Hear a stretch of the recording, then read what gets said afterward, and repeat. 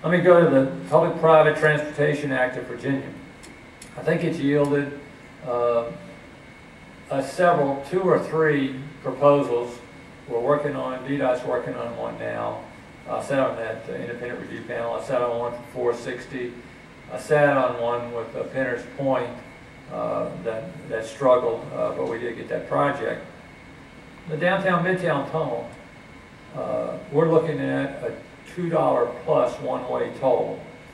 460 is looking at a $12 one-way trip for automobiles and up to $40 one-way for a truck.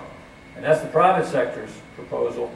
And to do that, they need another $50 million per year from the state as a subsidy. A lot of people say, well, that's okay, let's do public-private partnerships. And I'm all for those. One of the first ones that I voted for on the Commonwealth Transportation Board for this area was the new project for the downtown tunnel.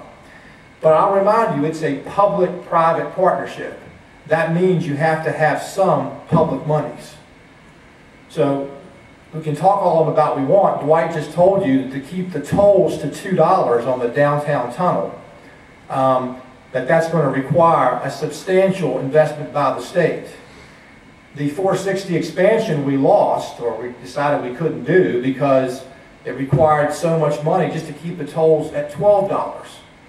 So I'm all for private-public partnerships, but it does mean that we're coming from the position of having some money to contribute to them. And let's talk a little bit about philosophically about our negotiating position. We're not in a position to go into a private developer and say, oh, you know, we're thinking about building this bridge. How about you taking a look at it to see if you can build it better for us? No, we're in the position of, we have no money. Would you please build this bridge for us? And I know they're all good servants, but they're all out to make a profit, just like any of us would be. So there is a built-in negative leverage for us on a negotiating standpoint because we are coming from a position of strength. The other side of that is that we are just not schooled in doing. We haven't done many private-public partnerships. The last thing on the public-private partnerships, we know we're going to have the downtown tunnel will probably be successful, and we know that the Jordan Bridge is being replaced. But in both those cases, and it's not exactly what we would have built had we had the monies. You've all read the paper about the length and the height of the Jordan Bridge, and regardless of whether or not you think it's right or not, it probably wouldn't be what we built if we had the monies. The same thing is going to be true with the downtown tunnel. All the tunnels currently in the area have a ventilation system that allows two-way traffic continuously.